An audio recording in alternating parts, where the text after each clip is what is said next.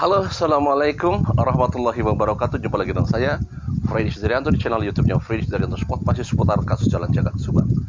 Pagi ini saya coba akan membahas lagi masalah CCTV memang yang lagi rame ya. Dan sebenarnya ini materi yang memang cukup krusial ya. Kenapa saya katakan demikian? Ya karena ini ada keanehan sebenarnya. Kalau menurut saya pribadi ya, kalau boleh kan kita berasumsi.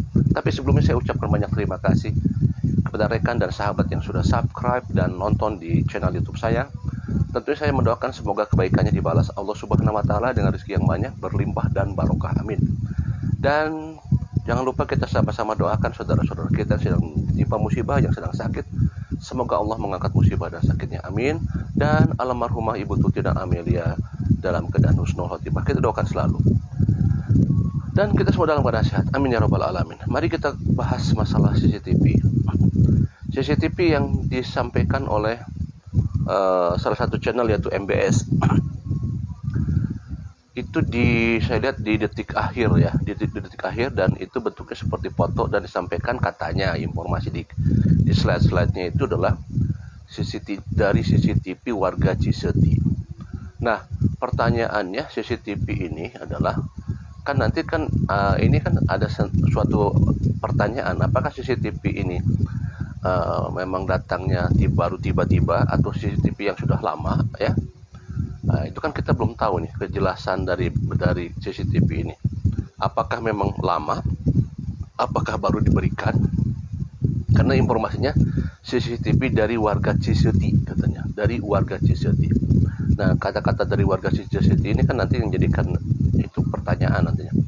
Nah, pertanyaan apakah ini dari pihak kepolisian atau memang dari pihak warga ya, yang belum disampaikan kepada kepolisian. Nah, kita tidak tahu itu yang sebenarnya seperti apa ya. Kalau misalkan gini, pada saat katakanlah di sana disinyalir katanya dibilangnya Pak Yosep gitu ya. Nah, di slide-nya itu di channel MBS itu bahwa itu ada slide-nya itu bahwa itu adalah Pak Yosep gitu ya. Dari arah Cijengkol, berarti ke arah Ciseti ya, dari rumahnya Bu Mimin ke arah Ciseti. Nggak tahu itu jam ada situ jam tertera ya, ada jam tertera, tanggalnya tertera di sana. Nah, sebenarnya begini, CCTV itu hal yang sangat krusial ya. CCTV itu hal yang sangat krusial di kasus pembunuhan. Betul, itu sangat krusial sekali. Kalau dibilang number one itu. Sekarang pertanyaannya begini. Satu yang sangat pertanyaan krusial. Apakah CCTV ini diberikan kepada siapa nih? MBS ini, channel MBS ini. Itu diberikan dari pihak penyidik, kepolisian, atau diberikan dari pihak seseorang saja, dari warga Ciseti itu. Nah, itu pertanyaan yang harus dijawab itu sebenarnya. Tetapi kalau kita lihat, pihak kepolisian waktu itu pernah melansir bahwa sudah dilaksanakan penyisiran kurang lebih 50 titik CCTV yang ada di sekitar mulai dari TKP. 50 titik itu banyak ya. Tentunya kalau kita lihat 50 titik yang sudah disinyalir oleh pihak kepolisian, 50 titik CCTV itu pasti mulai awalnya itu dari titik TKP, bukan dari titik Bandung, bukan dari titik Cimahi, bukan titik dari Padalarang, bukan, tapi pasti dari titik TKP. Kemudian mulai mendekat, cari yang terdekat dari TKP. CCTV itu dicari terdekat dari TKP. Baru dia menjauh. 50 titik itu semua arah dicari. Ya. Arah barat, arah timur, arah selatan, arah utara itu dicari oleh pihak kepolisian. Itu pasti. Dan saya yakin tidak akan ada yang terlewat CCTV di sana. Kenapa? Kalau kita lihat tadi di gambar kalau memang itu CCTV yang di MBS itu penampakan lagi menaik motor Scoopy merah. Itu jaraknya dekat kalau kita lihat ya. Itu jaraknya dekat. tidak mungkin CCTV itu disimpan tersembunyi atau jauh. Pasti itu CCTV disimpannya di dekat jalan atau di permukaan rumahnya yang bisa menyorot ke jalan. Dan CCTV ini akan terlihat dari jalan, bukan CCTV yang tersembunyi. Dan saya yakin ya, CCTV yang ada di 50 titik itu pasti semua tidak akan yang terlewat. Saya yakin 100%. Pihak kepolisian sangat teliti dalam mengolah ini. Pasti tidak akan ada CCTV yang terlewat. Ya. Apalagi kalau ini dinyatakan bahwa ini sekian menit, 5 menit, bisa diambil jarak dari TKP 5 menit ke arah ke timur, 5 menit ke arah selatan, 5 menit ke arah utara, disisir sama pihak kepolisian, pasti dia akan terlewat. Nah, itu yang jadi pertanyaannya. Apakah CCTV ini apakah dari penyidik, pihak kepolisian, ataukah dari warga? Tapi kalau misalkan dari warga, apakah terlewat oleh pihak kepolisian? Ya, saya yakin pihak kepolisian tidak akan terlewat masalah CCTV ini. Karena kan CCTV itu berbentuk bendolan, ya. Paling kecil CCTV, ya, itu kan terlihat bentuknya, bentuk realnya itu kan terlihat gitu, dan pasti akan terlihat oleh pihak kepolisian. Nah, sangat ironis kalau misalkan CCTV yang disampaikan oleh MBS ini adalah kalau misalkan dapat dari pihak kepolisian. Betul, itu kan materi penyidik. Kenapa bisa sampai ke warga sipil? Kalau memang misalnya itu benar, ya, kalau memang benar dari penyidik, sangat sayang sekali sebenarnya, karena itu adalah materi penyidik. Kenapa bisa sampai ke warga sipil? Ya, kan pertanyaannya itu. Oke, pertanyaan kedua adalah, nah ini yang pertanyaan kedua nih.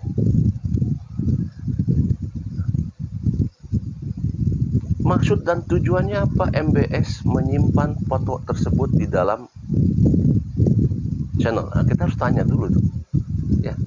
Baiklah kita tanya pada diri kita sendiri saja. Apa maksud tujuannya menyimpan foto yang disinyalir itu CCTV di salah satu channel? Padahal CCTV itu adalah hal yang sangat krusial untuk satu kasus. Ya. Tujuan dan maksudnya apa? Memberikan informasi kepada masyarakat. Padahal sekali lagi ini materi yang sangat krusial. Kalau misalkan saya pribadi pada saat saya dipanggil sama teman saya, misalkan ya, ada CCTV memberikan informasi kepada saya tidak akan serta-merta, saya pribadi ya, kan beda-beda orang kan ya, tapi saya pribadi, pada saat saya dapat informasi mengenai CCTV dari seseorang, maka yang saya lakukan adalah saya memberikan kepada pihak kepolisian. Apalagi CCTV itu adalah orang yang dilihatnya, orang yang salah satu saksi misalkan. Kenapa? Karena ini akan berhubungan nanti dengan pihak kepolisian pada saat, kalau saya ngupload di video saya, kemudian saya belum memberikan informasi kepada pihak kepolisian, maka nanti saya akan berhubungan dengan pihak kepolisian nantinya. Kan gitu ya, secara logika nih ya, secara logika. Kalau saya dapat informasi masalah CCTV dari warga, memberikan kepada saya, dan CCTV itu ada penampakan seorang saksi, wow, jelas saya harus hati-hati banget itu, ya. Apalagi kalau saya harus mengupload di satu video saya, itu kan sangat-sangat krusial. Saya akan serahkan kepada pihak kepolisian, atau bukan saya mah, silakan aja bapak sampaikan kepada pihak kepolisian misalkan gitu. Jangan kasih ke saya nggak mau berhubungan dengan pihak kepolisian. Karena kalau saya mengupload di video saya, kalau memang itu misalkan dari belum terdeteksi oleh pihak kepolisian misalnya, tentu saya nanti akan dipanggil oleh pihak kepolisian, gitu, bisa berhubungan dengan pihak kepolisian.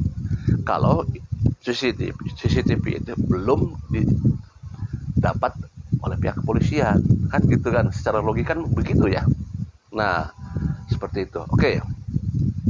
Tadi ya pertanyaannya adalah, satu adalah apakah CCTV ini datangnya dari pihak kepolisian, satu, Kedua, apakah datangnya dari warga biasa yang belum dilacak oleh pihak kepolisian? Itu dua pertanyaan ya.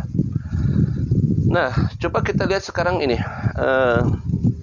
Kita lihat, perdengarkan suara dari Pak Yosep pada saat diwawancara oleh channelnya Koin 1077. Lihat cara bicaranya, bentuk bicaranya antara orang yang tahu dan tidak tahu itu akan terlihat. Lihat Pak Yosep ya. Kita lihat ininya apa namanya, pada saat ditanya oleh channel Koin ya 1077. Luar biasa, siap, salam hormat buat beliau. Sudah melihat konten dari MBS yang terbaru tentang foto CCTV yang tersiar. Oh iya, saya juga merasa heran, kok bisa tersiar itu CCTV. Oh iya, saya juga merasa heran, kok bisa tersiar gitu CCTV.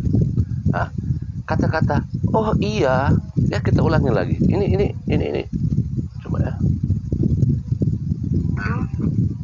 Ya dengan pantun juga dari Sespimpo, itu Sandia. Luar biasa. Sandia. Siap, Bapak Kombes itu ya. Subandia Kombes. Luar biasa, siap, salam hormat buat beliau. Sudah melihat konten dari MBS yang terbaru tentang foto CCTV yang tersiar. Oh iya, saya juga merasa heran, kok bisa tersiar itu CCTV sampai. Oh iya, saya juga merasa heran. Ini kalau kata-kata oh iya, kok bisa tersiar ya. Berarti seolah-olah Pak Yosep mengiyahkan, ini kan kosakbatanya ya, mengiyahkan bahwa itu ada CCTV-nya dan itu adalah beliau, seolah-olah begitu kan. Kalau misalkan begini, kalau misalkan saya tidak merasa bahwa itu bukan foto saya, atau tidak merasa bahwa itu bukan CCTV atau apa ya, kalau tidak merasakan, kita akan counter itu, pasti kita akan counter ya. Oh nggak boleh, wah ini apa namanya fitnah, wah ini kita kasih counter. Tapi ini bahasa yang disampaikan oleh Pak Yosep dan seolah-olah berarti mengiyahkan bahwa memang itu adalah datang dari CCTV. Coba kita lanjutkan kembali ya.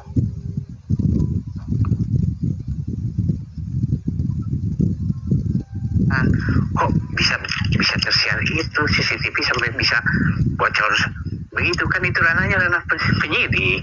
Saya kurang tahu sebenarnya itu berarti sudah melanggar daripada kode etik. Itu sebetulnya kode etik daripada, kan itu yang harus lebih, ini kan yang namanya penyidik dan penyelidikan itu. Itu yang heran, apa itu sampai bocor begitu gitu.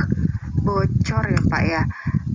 Bocor. Berarti apa benar potongan foto itu adalah Pak Yosep?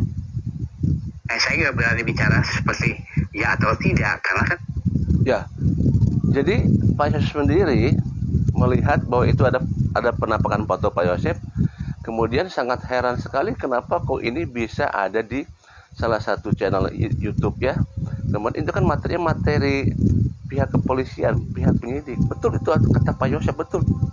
Itu materi penyidik. Kenapa kok ada bisa sampai ke warga sipil? Dan ini yang sebenarnya krusial sebenarnya. Ya. Kok bisa masuk ke warga sipil? Dan ini diyakini oleh pihak Pak Yosep bahwa betul itu CCTV-nya, walaupun ujungnya mengatakan bahwa saya belum berani mengatakan karena itu ada dalam penyelidikan. Tetapi awal kata pertama adalah oh iya itu. Nah, itu kan seolah-olah mengiyahkan secara tidak langsung secara bahasa ya. Nah, seperti itu. Jadi ini adalah pertanyaan yang sangat materi ini materi yang sangat krusial, yang bukan masalah sepele ini masalah krusial ya. Satu, pertama, channel MBS berani menampilkan wajah daripada saksi di CCTV, dimasukin ke dalam upload itu. Kedua, juga ini pernyataan dari Pak Yosep bahwa itu adalah ranah penyidik. Ini menarik. Dan pihak kepolisian sudah melihat ini semua. Assalamualaikum warahmatullahi wabarakatuh.